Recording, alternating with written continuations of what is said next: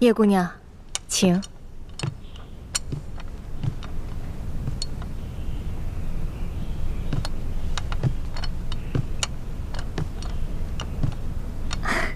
叶姑娘，看看，还有什么短缺的？哦，没有了，都挺好的，有劳了。那叶姑娘且先安歇，我再去叶公子房里看看。嗯。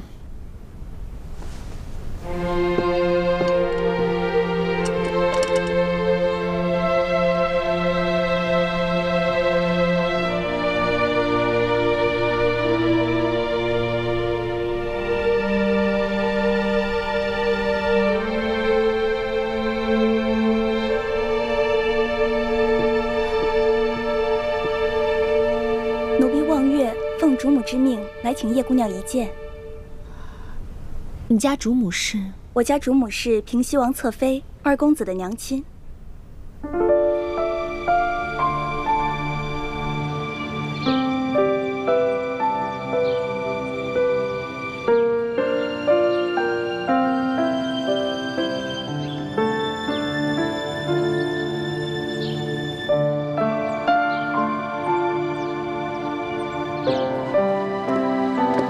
请。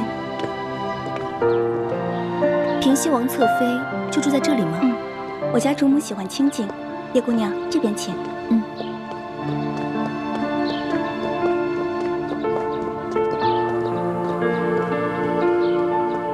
主子，叶姑娘来了。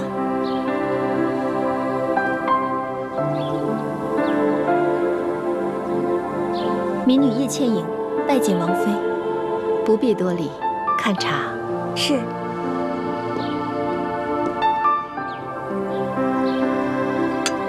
想不到二公子的娘亲如此年轻美貌，优雅端庄，也只有她这样的娘亲，才生得出二公子那样的儿子吧。我琪儿在家书上说，叶姑娘是她新结识的朋友。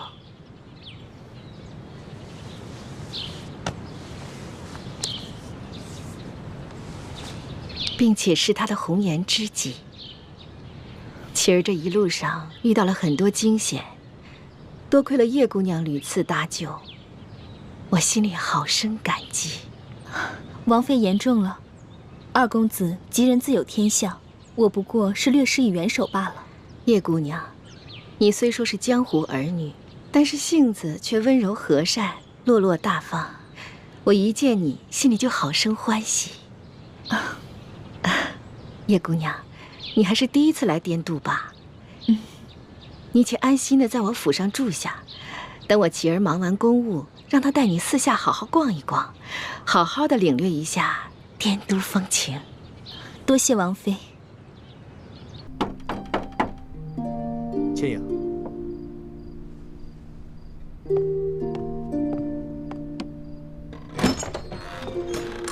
二公子。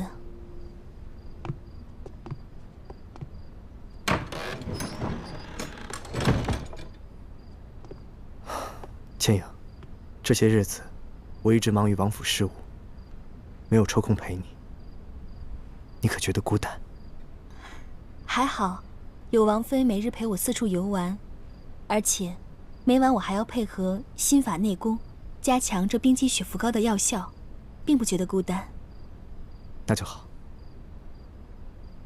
让我看看，你的脸遮得怎么样了？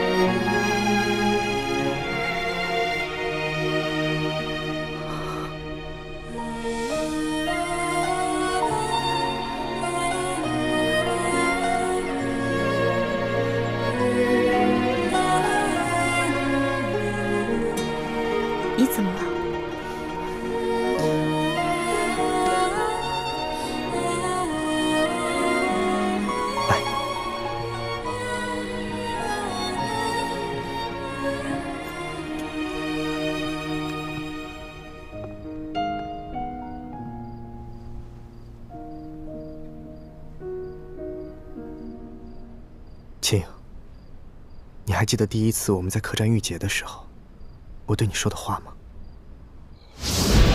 吴公子，你别追了，这3更半夜，荒郊野岭的实在是不安全。我不怕，我担心你。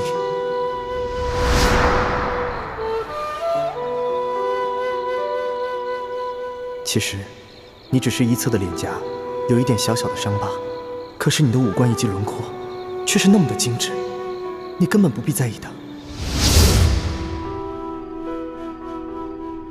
秦影，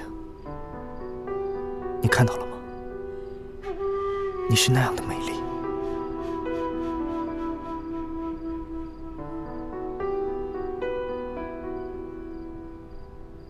这是我吗？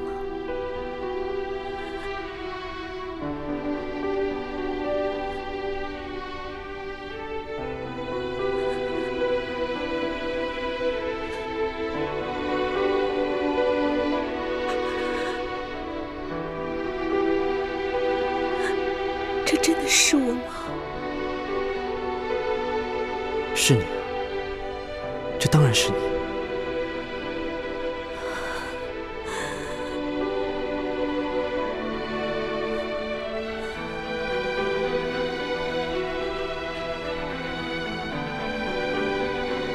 秦影，你在我心中本就是一个内外兼修、文武双全的优秀女子。二公子，你还要叫我二公子吗？叫我殷琦。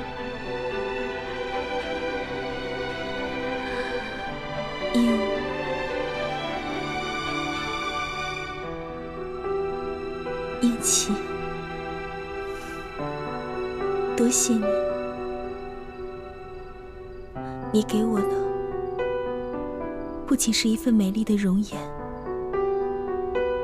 更是一份难得的温情。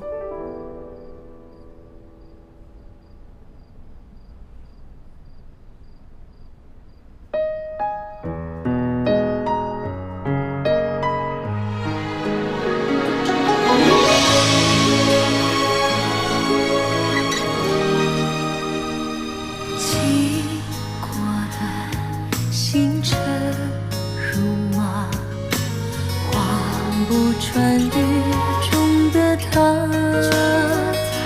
愿做他掌上的明珠，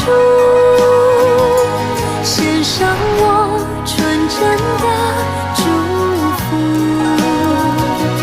回忆中的路开满花簇，绽放般是的光速。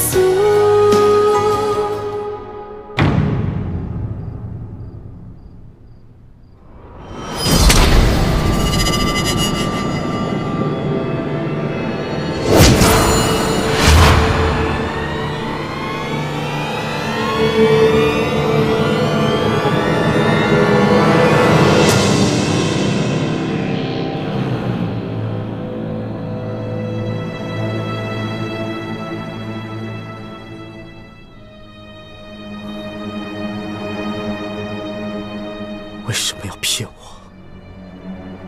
为什么？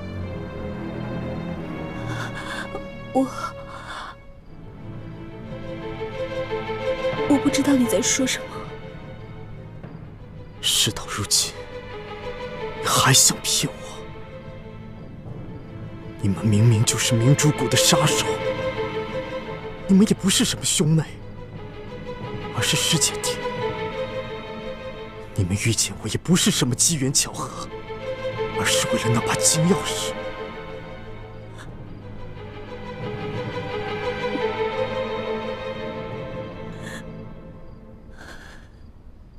你什么都知道了。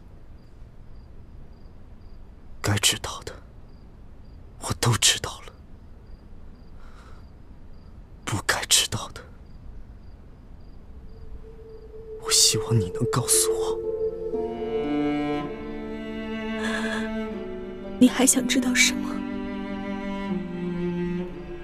我想知道你接近我除了金钥匙之外，有没有一点点喜欢过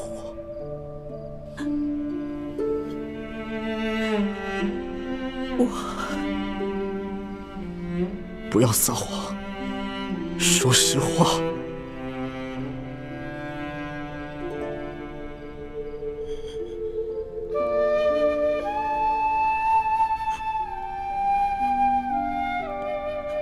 我从来没有喜欢过你。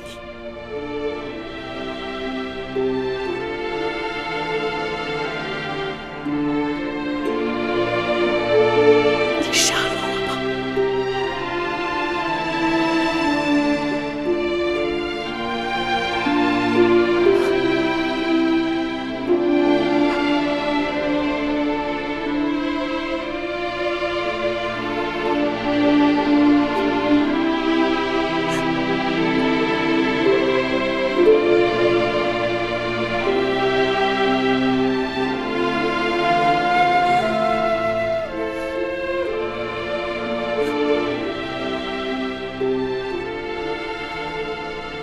虽然你没有喜欢过我，但我却是真的喜欢你。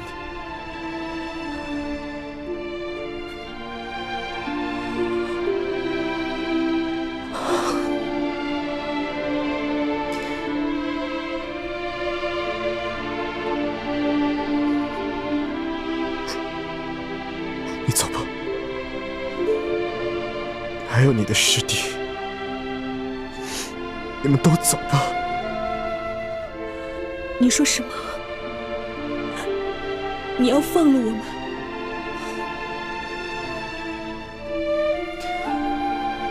我父王已经在府外设下了500精兵，你们逃不出去了。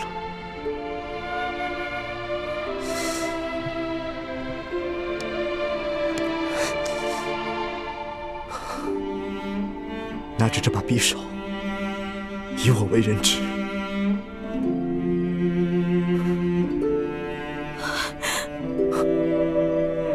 可是，如果我们走了，你怎么向你父王交差？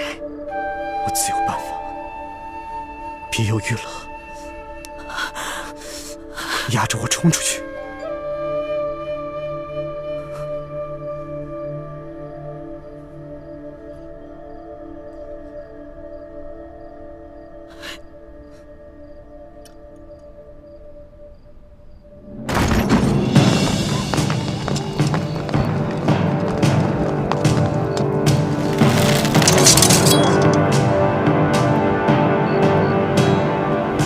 范千影、叶补生，你们赶紧放开二公子，我还能替你们兄妹2人在王爷面前求个情，否则的话，我今天让你们死无葬身之地。让开，否则我就杀了二公子。混账，还不让开！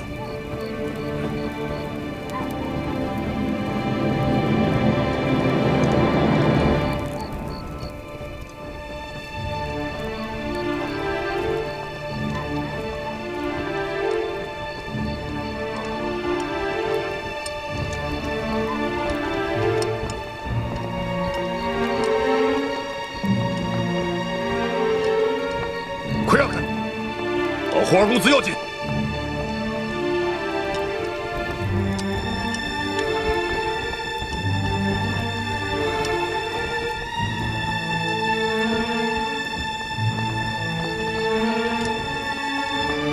慢着！干什么？你们想害死二公子吗？王妃，您慢点儿。我要再去晚点儿，我琪儿性命就不保了。不会的，王爷一向很疼二公子的，他不会真的杀了二公子的。叶姑娘，你怎么还没走？我不放心二公子又回来了，我要和你一起去救他。你若被王爷发现，性命就难保了，那岂不是辜负了我琪儿对你的一片苦心？王妃放心，我自有办法。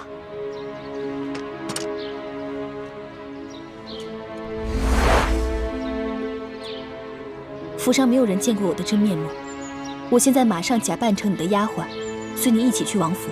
不行，你去只会火上浇油。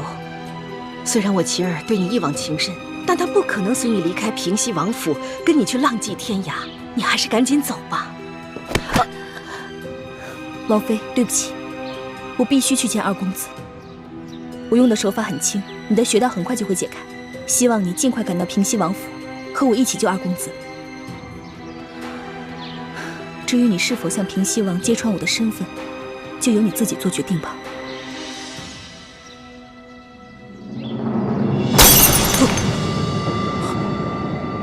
他们就这样拿你当人质给跑了。父王息怒，是孩儿一时冲动。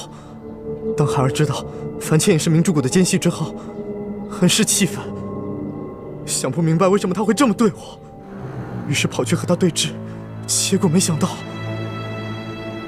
他却突然对孩儿出手，孩儿奋力抵抗，结果却不是他的对手。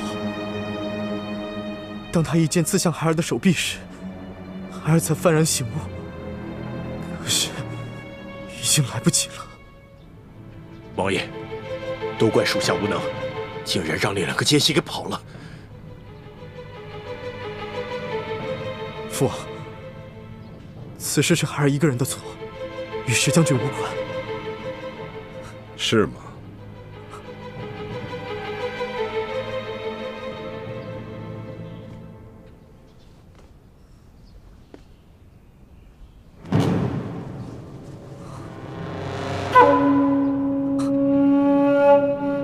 来人！王爷，将这个不孝子推出去斩了！父王，王爷，万万不可！二公子固然有错，但是罪不至死啊！父王息怒，孩儿知道错了，就请父王饶了孩儿这一次吧。你知道错了，你错在哪儿了？孩儿错在明知樊倩也是明珠谷的奸细，却妄想用儿女之情，企图打。住口！你到现在都还想骗我？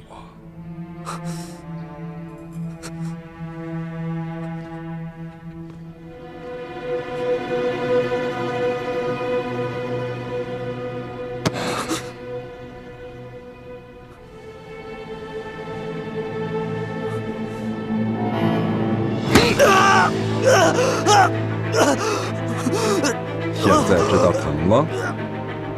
据我所得的密报，樊倩影可是明珠谷一众前明精英联手调教出来的绝顶杀手，而你不过是一个手无缚鸡之力的文弱书生。他若对你下手，你还有活的机会吗？这一剑不伤及要害，就说明他对你手下留情。你二人分明是你侬我侬，商量好了，你故意以自己为人质，放他逃脱。我说的可有错？父王英明，孩儿的小心思瞒不过父王，孩儿私纵大敌，罪不可恕，请父王恕罪。都小心点啊！要是把它掉下来摔了，我跟你们讲，你们的脑袋就咔咔搬家了。小心点儿。李公公啊，宜欢姑娘。哎，啊，皇上今天怎么没去御书房啊？皇上今天在御花园办大寿，这个后宫的太皇太后啊、皇后啊，所有的后宫嫔妃，全去御花园给皇上贺寿去了。哎，他没让你去啊？我只是一个小小的笔墨侍书，哪有什么资格跟皇上一同庆生啊？哎，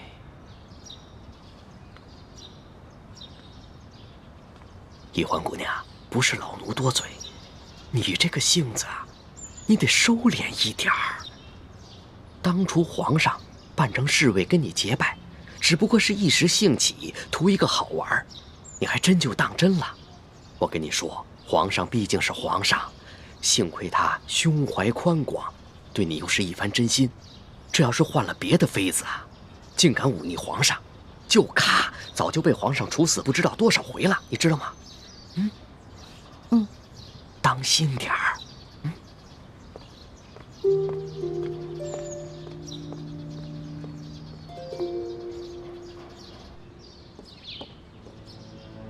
王爷，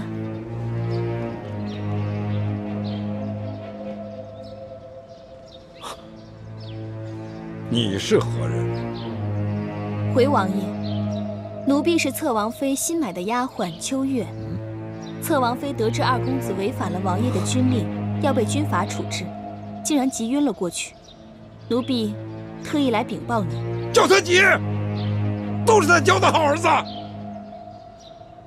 秋月，还不快回王府照顾侧王妃去！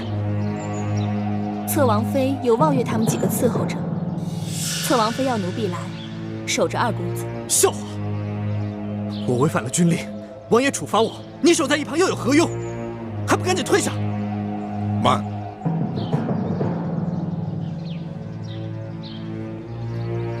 秋月，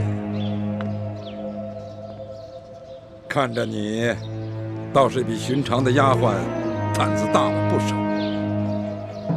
若是望月他们几个，在本王的盛怒之下，早就浑身颤抖，站立不稳，你倒还能神色从容。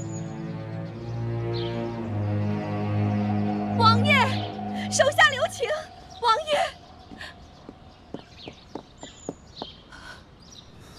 王爷，求王爷手下留情，饶过琪儿吧，贱妾愿受任何责罚。你的账，我回头再跟你算。愚人把儿子娇惯得这么不知轻重，为所欲为。贱妾知错了，王爷。但是贱妾膝下只有琪儿这么一个孽障，只求王爷看在贱妾的份上，饶过琪儿。贱妾愿受任何责罚。起来吧，跪在这里，成何体统？谢王爷。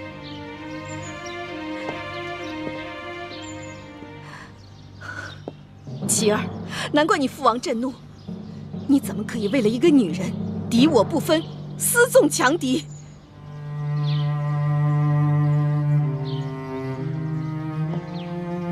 王爷，琪儿只不过是一时为情所困。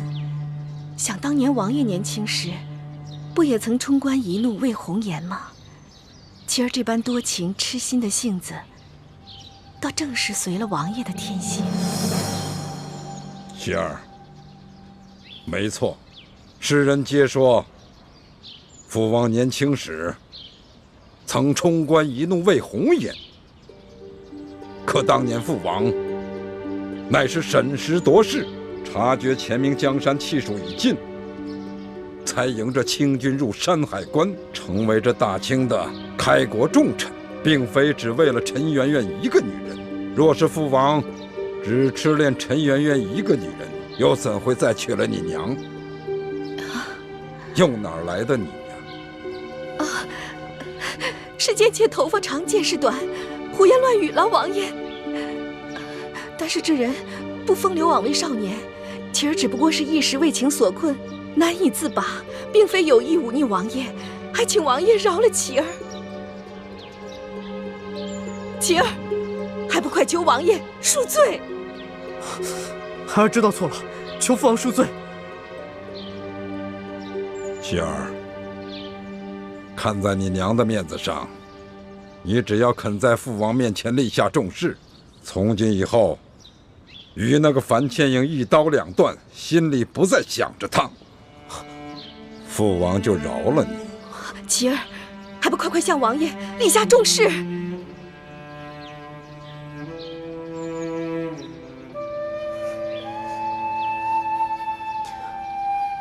娘，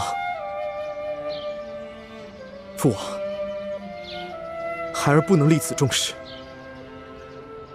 孩儿不想欺骗你们，因为孩儿做不到。琪儿，你就醒醒吧！那个樊倩影对你的感情根本不是真的，他接近你就是为了利用你，他根本就不爱你，更不值得你爱。不是的，我相信倩影是爱我的。父王，虽然我们俩立场不同，但是我们俩却是真心相爱的，并且我们俩谁都不愿意玷污了这份真情。王爷，来人！二公子违反禁令，私放强敌，罪不可赦，拖出去给我斩了！王爷，万万不可呀！王爷，王爷，贱妾只有琪儿这么一个儿子。王爷若杀了妻儿，千千也就不活了。王爷，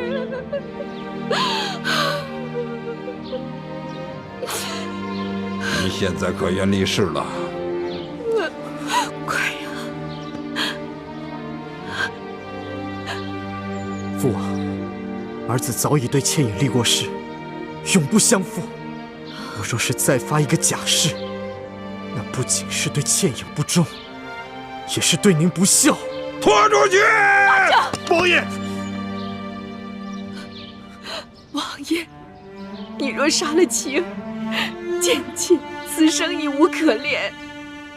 王爷，就此永别。娘，王妃，娘。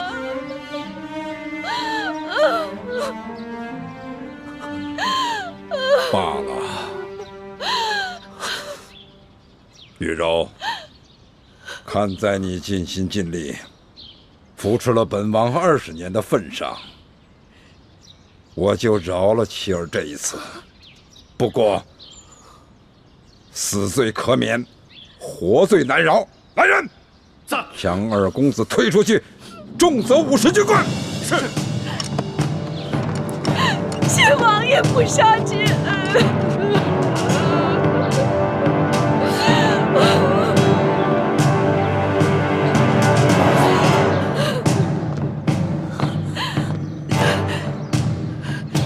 你给我千万忍住，不可露出任何破绽，不然你帮不了妻儿，反而会害了她。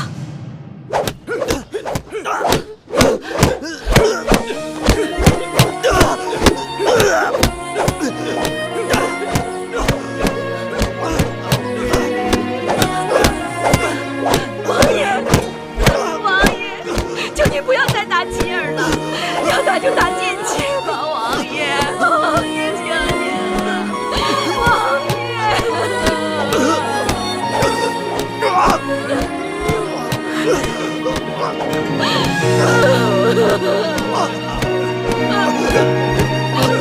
妻儿，我们不要再打了，王爷，求您了，王爷啊！打！求您！军令如山。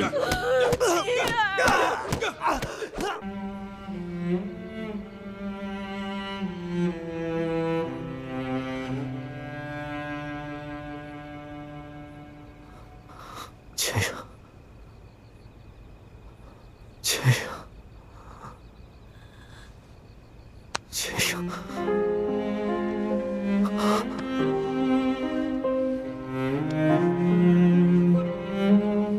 别走，别走。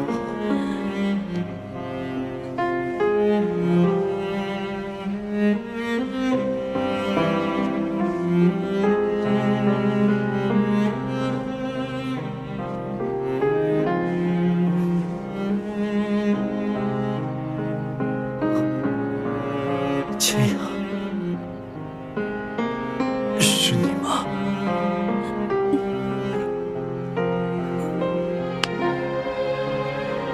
我不是已经让你走了吗？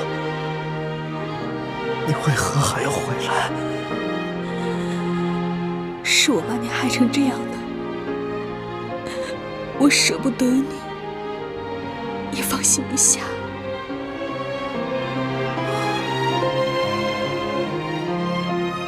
你不是说过，你从来就没有喜欢过我吗？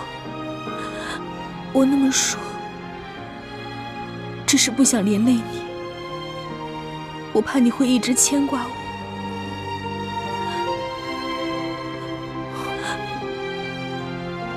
其实，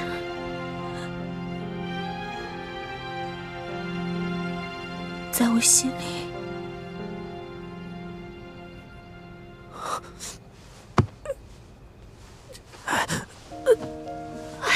你别动，才刚给你上的药。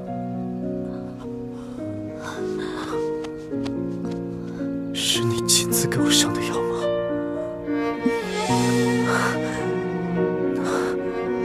那我这顿军棍挨得真是太值了。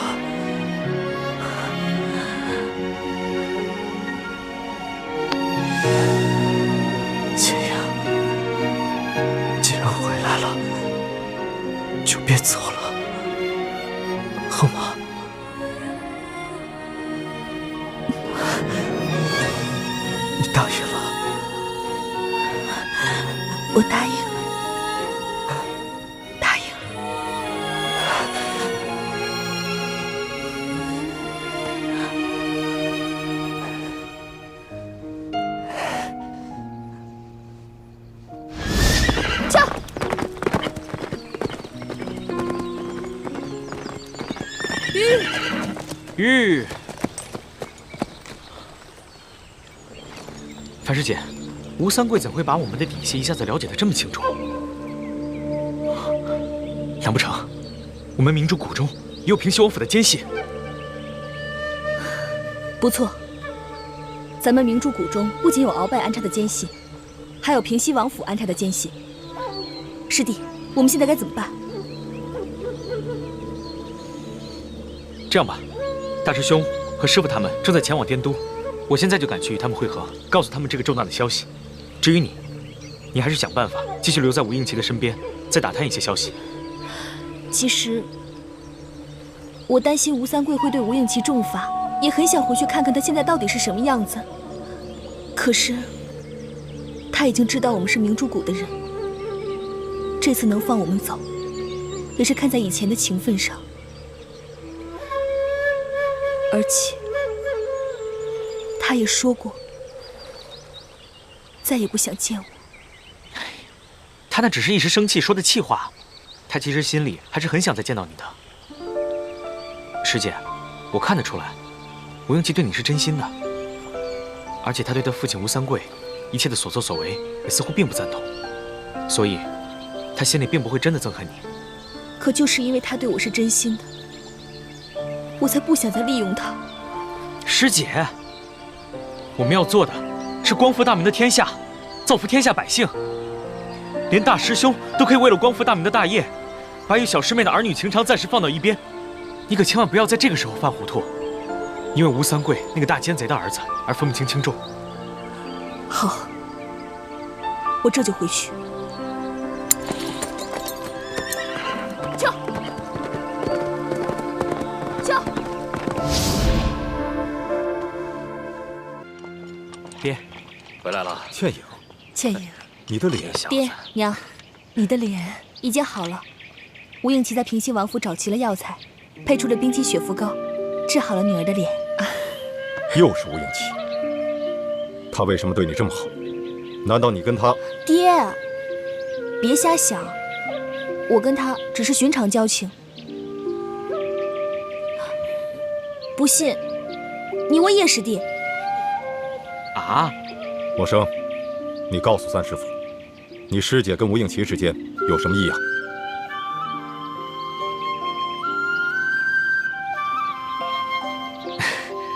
三师傅，你放心吧，师姐是行事有分寸之人，绝不会跟吴三桂的儿子有任何逾矩之事的。好了，先进来吧。啊，进来吧，走吧。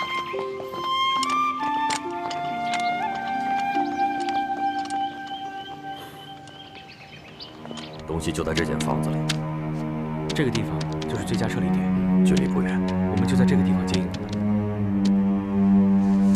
倩影，你这份平西王府的地形图绘制的不错，一定花了不少功夫。总算听到爹爹的赞许了。其实你爹一直都很疼你的，也以你为傲。不过很奇怪，吴三桂当初给吴应奇的钥匙说是真钥匙，可我从吴应奇那调包的却是假钥匙。是不是吴应奇把这个金钥匙给调包了？不可能，他一个手无缚鸡之力的文弱书生，而且也不知道这金钥匙的秘密，他调包又有何用呢？你在负责执行这个任务，你跟吴应奇相处了这么久，爹相信你的判断。谢谢爹。如果吴应奇没有调包金钥匙，那应该吴三桂交给吴应奇的就是一把假钥匙。他想利用樊师妹传递假消息给我们，让我们误以为金钥匙已经不在他手上。这个吴三桂真够狡猾的，他居然学着鳌拜，也在咱们明珠谷安插了奸细。现在当务之急，我们是要把内奸给找出来。默生跟倩影在云南1个月才被发现，这就说明咱们明珠谷的内奸身份并不是很高。以后几个孩子的行动只能由咱们几个师长知道，不能让谷中的任何人知道。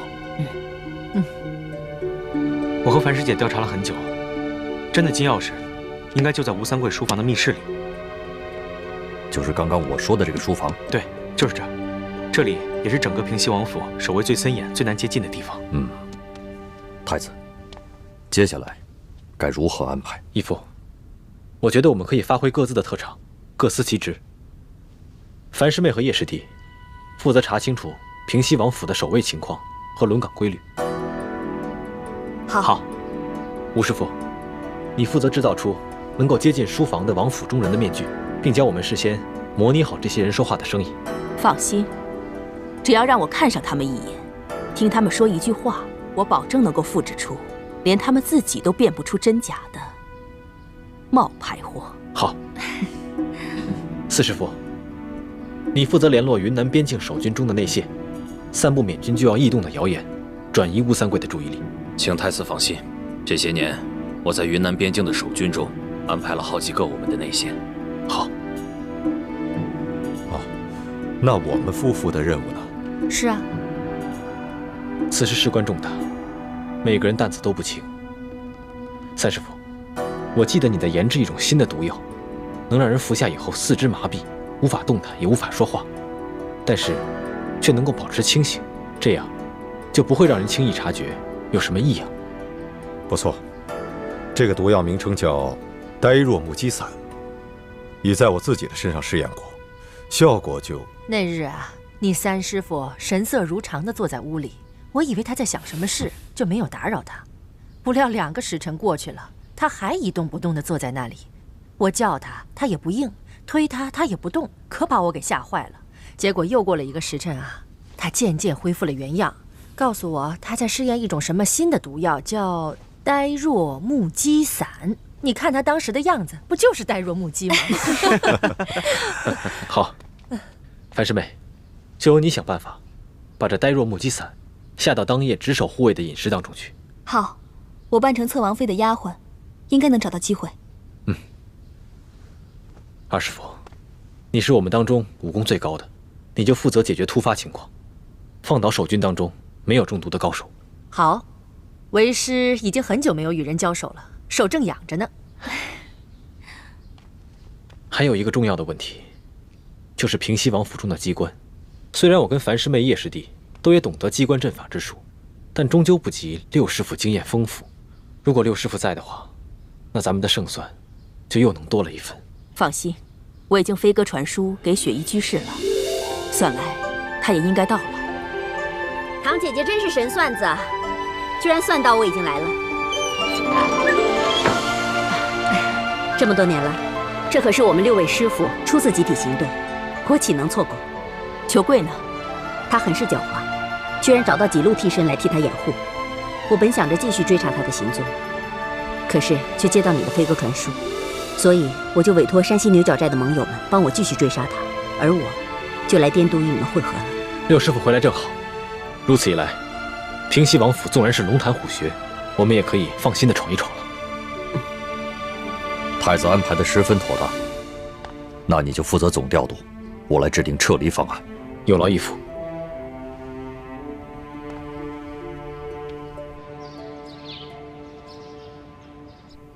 皇上，刘德昭一案牵连甚广，你打算如何处置啊？所有贪赃枉法、侵吞朝廷赈灾银两的官员，朕一个都不会放过。别的人暂且不宜动，就先拿这个刘德昭开刀吧。先杀一儆百，这样好让那些地方官看一看，看他们以后还敢尸位素餐、欺压百姓不？这个刘德昭不仅贪赃枉法、侵吞朝廷的赈灾银两，他还暗杀朝廷官员，谋害后妃，其9族共计672人，都当斩。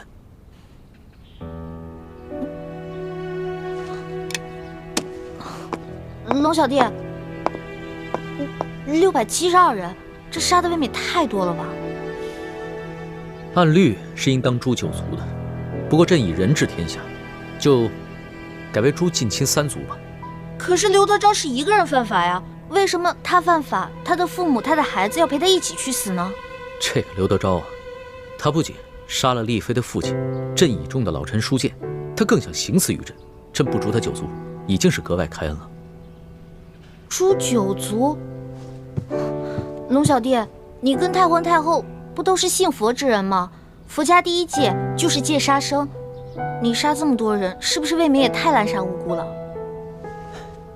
叶欢，没有哪朝哪代的皇帝能够容忍弑君的罪行，这是大清的律例，朕也必须遵守。你要是于心不忍，不愿帮朕草诏，那就朕亲自来写。别了，我这个笔墨诗书怎么能尸位素餐呢？我这圣旨啊都拟了一大半了，还是我拟吧，我拟。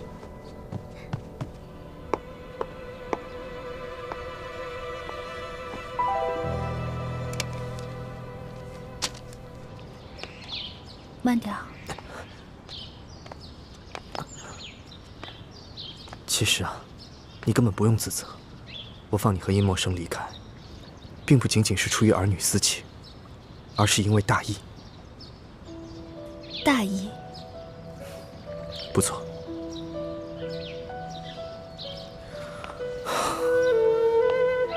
其实，我很清楚世人对于我父王的评价，我也很明白未来的史书上，我父王，甚至于我，都将被列入二臣，受万世的唾骂。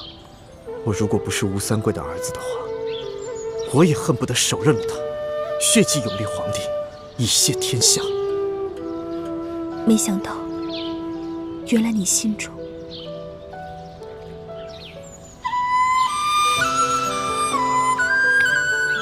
英奇，没想到你肯对我说如此肺腑之言，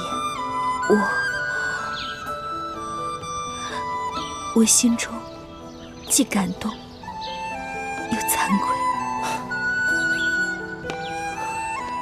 倩影，我跟你说的这些话，除了我娘，我没有跟任何人讲过。我只是想要告诉你，除了身份不同，立场也不得不同之外，对于是非道义的判断，我俩是一致的。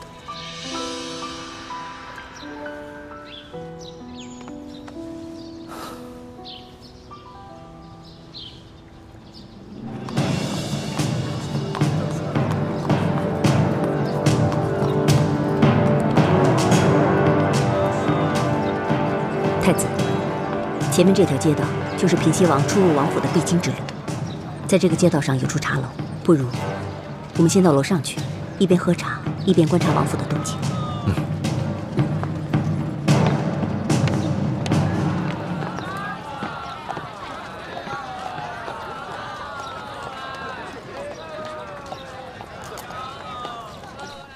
客官，慢用哈，有什么尽管吩咐。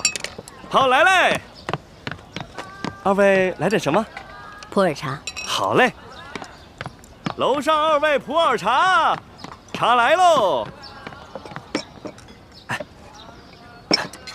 你慢用。哎，小二。啊？我要的是陈年的普洱茶，你为什么给我上今年的？看这汤色就能看出来了，给我换一杯吧。好嘞，马上给你换，马上给你换哈。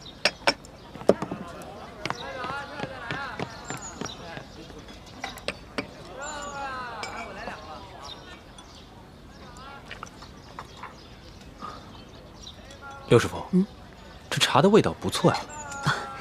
我喜欢喝味道更浓艳的。哟，哎，这楼下怎么这么多清兵啊？是啊，快看。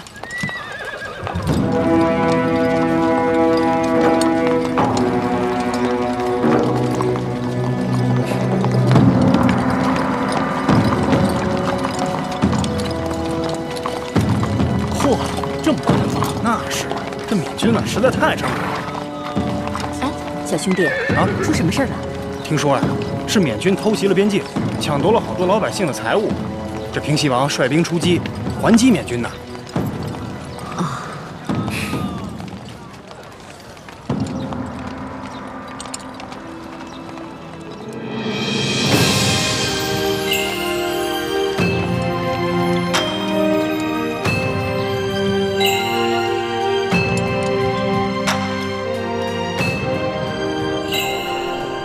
左土，奴才在。山西巡抚刘德昭一案办得怎么样了？回皇上的话，刘德昭贪赃枉法，罪行累累。他不但私自侵吞朝廷的赈灾粮款，还圈地占地，危害一方，刺杀山西总兵书建，甚至行刺皇上，实乃罪大恶极，罪证确凿。刑部已经把他和同伙33人押往菜市口问斩了。那他的族人呢？刘氏一族，褫夺功名，贬为庶民，流3000里。这怎么处置的如此之轻啊？是，皇上，这刘德昭犯的可是滔天大罪，本应诛9族的呀。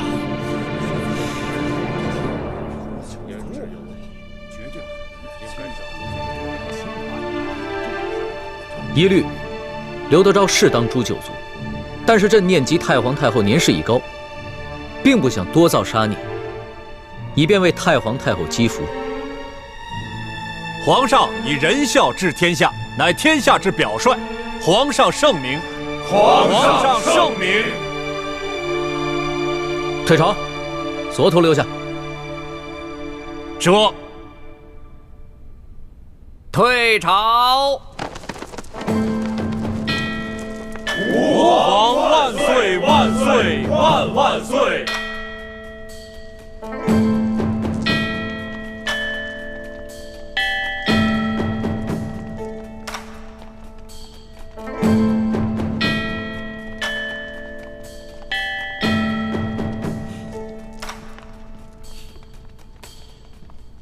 所徒，奴才在。这回刑部量刑，为何如此之轻？回皇上的话，这刘德昭罪大恶极，就算是诛他9族都不为过。可是皇上旨意说，其余族人从轻，切不可累及无辜，所以刑部以为圣意如此，所以就将其轻判，只是将他们刘氏一族褫夺功名，贬为庶民，流放3000里。朕下的旨。是啊，皇上，难道您忘了那天在御书房，您拟的旨，然后侍书姑娘亲手交到奴才手里的？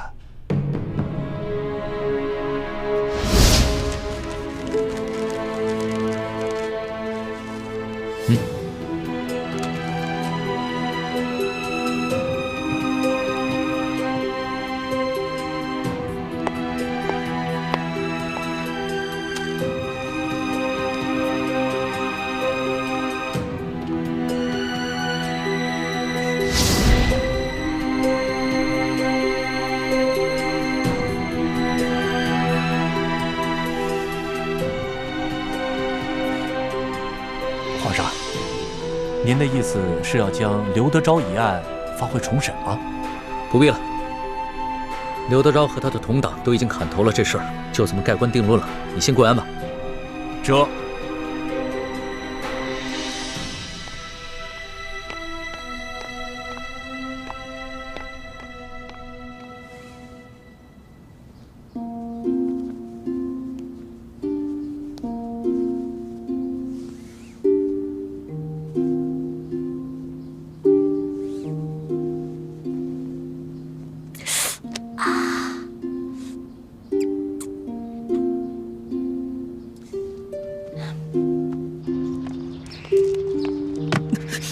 哎呦，皇上，你小心点，小心点！谁把门槛垫这么高的？赶紧给人修平了！这，小德子还不去传公家？快，再不修平，朕削了你的脑袋！这，皇上息怒，皇上息怒。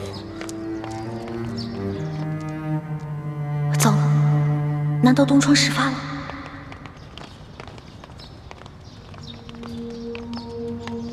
你在外面等着，别让任何人靠近。这。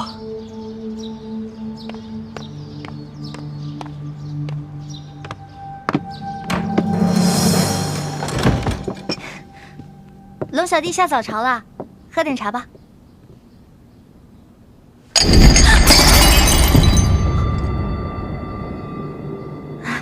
一大早发这么大火啊！天威难犯，是谁这么不懂事儿，惹龙小弟生气了？你还知道天威难犯？你这个笔墨侍书的差事做的是越发的好。是不是刘德昭的案子结了？结了。刘德昭和他同党砍头，刘氏一族褫夺功名，贬为庶民，流放3000里。这个结果你可还满意？哎，后宫呢不得干政。虽然奴婢不在皇上的后宫之内，但是奴婢也是个女人呐，头发长，见识短，怎敢胡乱议政呢？不过皇上既然这样处理，肯定有皇上的道理啊。李欢，你别以为朕宠着你，你就可以恃宠而骄。你竟然敢矫诏给了索额图一道假圣旨！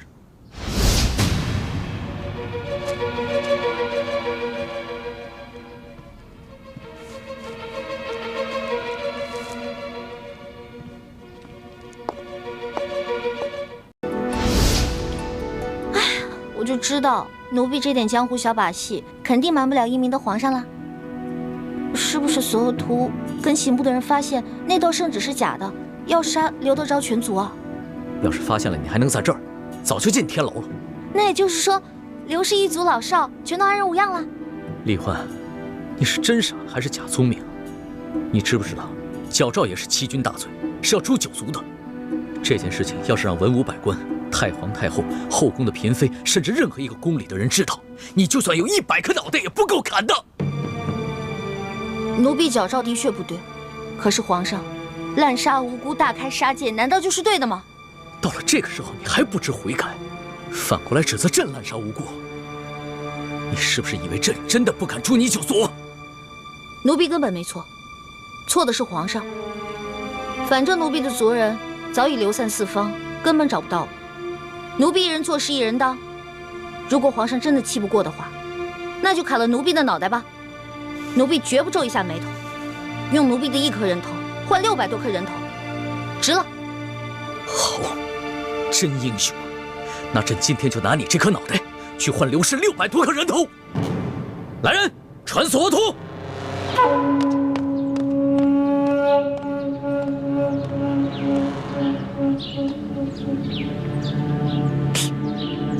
出了什么事儿了？不知道，只知道皇上这么多年都没发过这么大的脾气。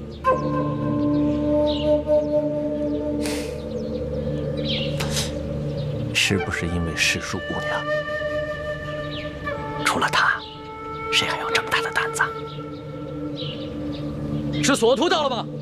还不快给朕滚进来！这。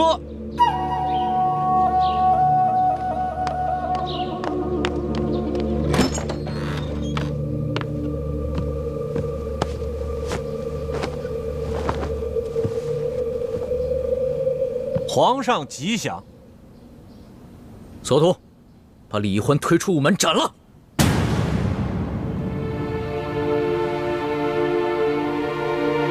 啊！世庶姑娘犯了什么事儿？皇上要砍她的头啊？总之是砍头的大罪。你问那么多干嘛？还不快去！皇上息怒，皇上三思。你啰嗦那么多干嘛？啊！朕让你去就去。这把头砍了，我看你还逞什么英雄！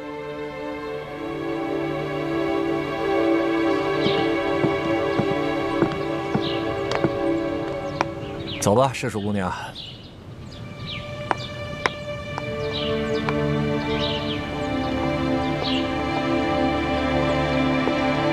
索大人，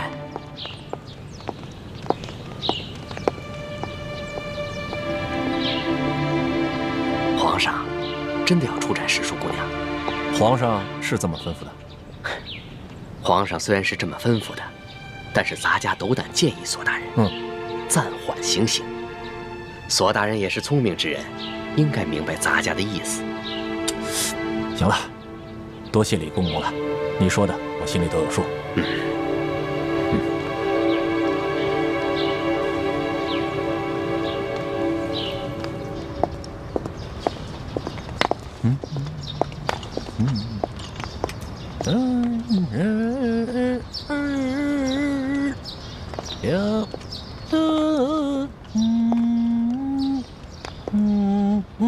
索大人，索大人，你为什么不问皇上为什么大发雷霆，要砍我头啊？我是不敢问，也不想问呐。在这宫里头，事儿知道的越少，越安全。皇上不会真砍我头吧？哎，姑娘啊，这次山西之行，我心里看得很清楚。皇上心里对姑娘那是非常看重。姑娘啊，可不比其他人呐。如果今天我真的犯糊涂砍了你的头，那接下来皇上就该来砍我的脑袋了。那姑娘放心，咱们呢就这样慢慢的溜达，说不定我们还没有溜达到午门，皇上就派人下旨要来赦免你了。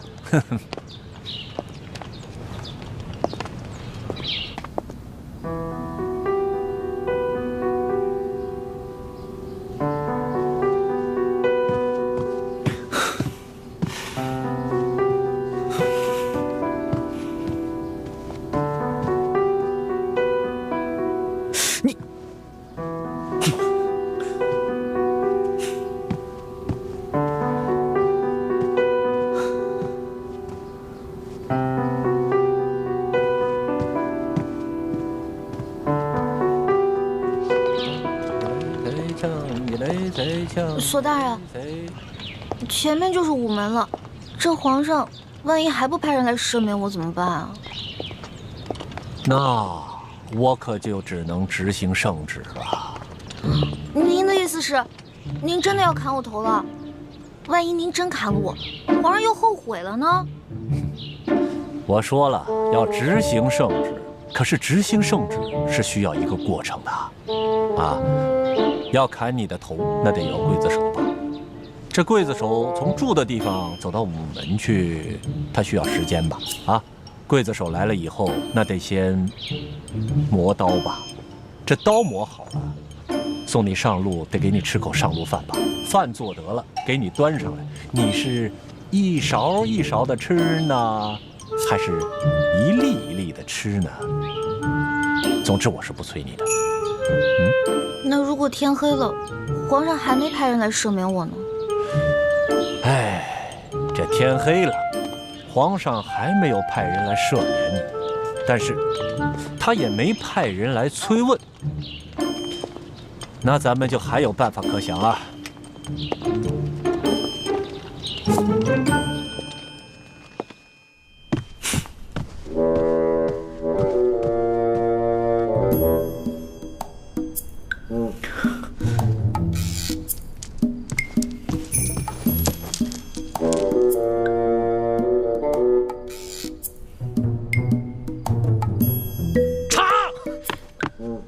奴才这就去。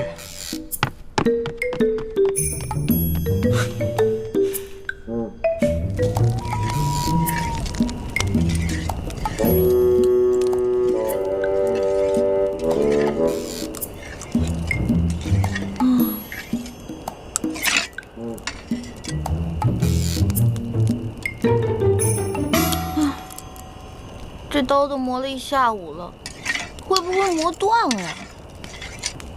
没关系啊，这把刀磨坏了，咱们换一把刀，接着磨呀。来，快吃吃，啊，嘿嘿嘿，多吃点。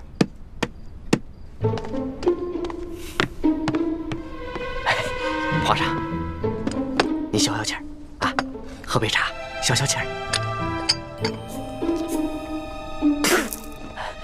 这谁沏的茶？怎么那么难喝？是奴才的徒弟小德子沏的。你怎么教徒弟的？连个茶都不会沏。皇上息怒，皇上息怒。皇上的茶通常都是世淑姑娘给您沏的，小德子他一时半会儿掌握不好火候，求皇上您饶了他这回。哎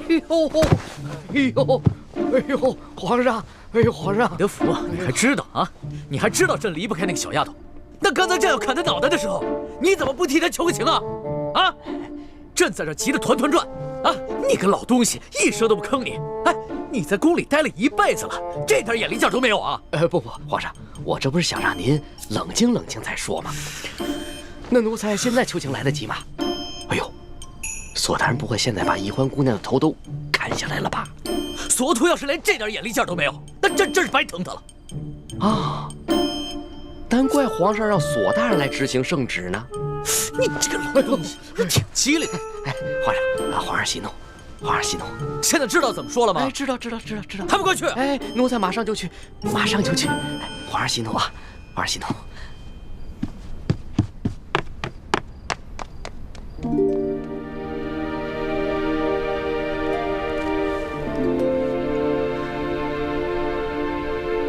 长进倒是不少，这面的针脚好多了。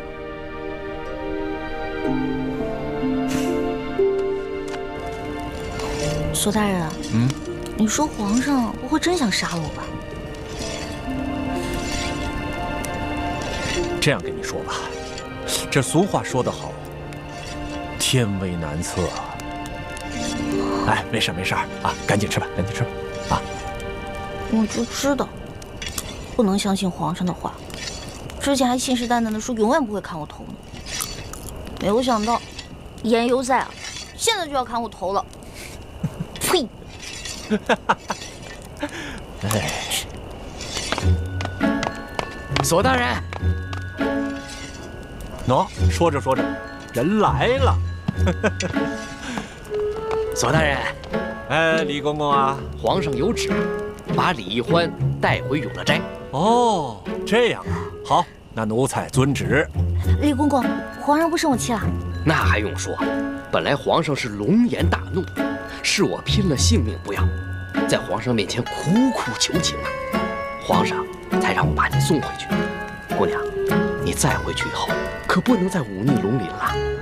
姑娘是聪明人，应该知道怎么做。谢谢李公公。哎，那行了，那咱们就走着。